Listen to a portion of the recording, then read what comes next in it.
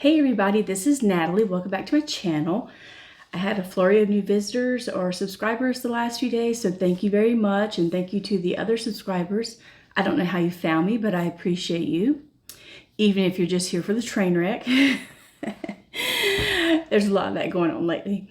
All right, so today I'm going to make a recipe that I saw in Woman's Day. I think it was 1965, that issue. This is from the vintage cookbook that I referenced a few videos ago. And this recipe uses, beer, light beer it says. Let me get that. But anyway, I thought that was intriguing. I've never had a recipe of macaroni and cheese that uses beer, so I thought, well, let me try that. So I'm going explicitly by the recipe. I'm not going to throw in my little things that I usually do. And y'all may know I prefer the custard mac and cheese, but whatever. So I have my 8 ounces of macaroni. I have my ½ pound of cheddar. It calls for Longhorn, which I believe maybe hoop cheddar. I'm not sure. So I use sharp, a ½ pound sharp cheddar. And it asks for seasoning salt or seasoned salt. I'm trying to think of what may have been around in the 60s. That was before I was around. So I went with this Morton all season all. Okay, using that. It called for seasoned pepper. I would imagine that is lemon pepper. I don't know. I don't know what was the happening pepper seasoning back then. And the way they termed it was seasoned pepper. So I don't know. So what I did was I mixed like a knife tip of cayenne in with regular black pepper. It called for a teaspoon of sugar. Never had sugar in my mac and cheese. And then we have mustard, ground mustard, so 1/4 teaspoon of that, and 1/8 teaspoon of garlic powder. So I'll write those ingredients down in the bottom. We have 3 ounces of butter, a teaspoon of Worcestershire sauce, and that is it. And let me see how many, I'll have to look how many ounces, but I think 6 ounces or 8 ounces of beer. So I will get that going, and let's get started. So you're going to pour your drained macaroni into your baking dish, and then once you get that in there, we're going to take the 3 ounces of butter and melt it in there with your pasta, your macaroni. But I made a mistake. You're actually supposed to put 2 ounces in the macaroni and then save 1 ounce to mix in with your breadcrumbs and seasoning that goes on top. So if you're doing this at home, remember that. Only use 2 ounces and then save 1 ounce of butter to mix in with your seasoning and breadcrumb for your topping. So mix that butter in really good until it's all melted. Save a ½ teaspoon of the seasoned salt for your topping, and then mix in the rest of the seasoning in with your beer. And be sure you mix that really good to get any clumps out of it. And don't forget to add your Worcestershire sauce. Okay. Pass it around. Yeah.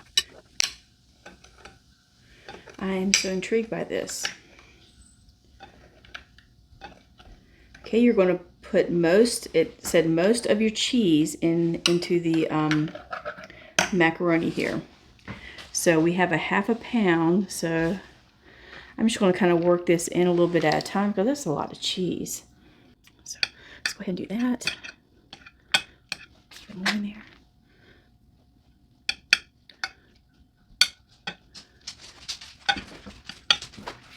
Okay, let's pour this over the mac and cheese.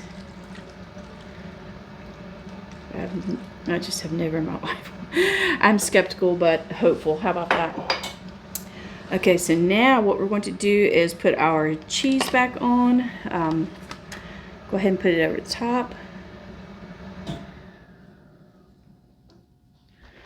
It's a lot of cheese, goodness. Okay. Not that I'm complaining, okay? I'm not complaining. I like cheese. Cheese likes me too. All right. Okay, just kind of place it around, make it look nice. All right, so now we are going to take our breadcrumbs. And normally with my breadcrumbs, I have butter in them, but whatever.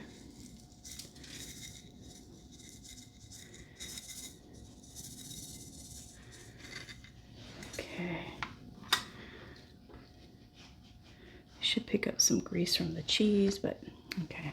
And then now you're going to sprinkle your 1/2 teaspoon of seasoned salt. Actually, I'm going to do this out of here.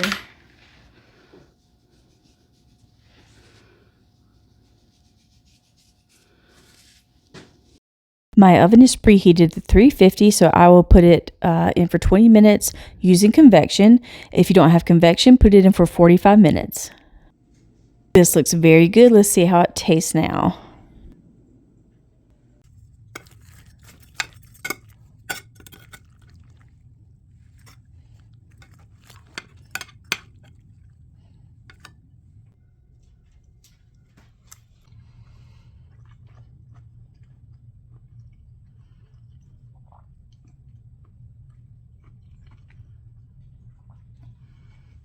It's great for one time, but I wouldn't make it again. The seasoning is really good, and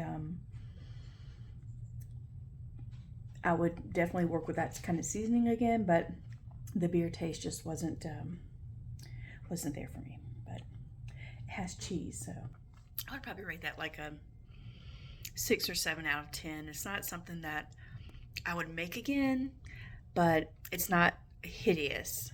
Okay, it has some novelty or flavor value, but there's better mac and cheese out there, so why wouldn't you always try to make the best, right? So, but it is a kind of novel, something neat, so definitely worth trying one time. All right, thank y'all. Bye.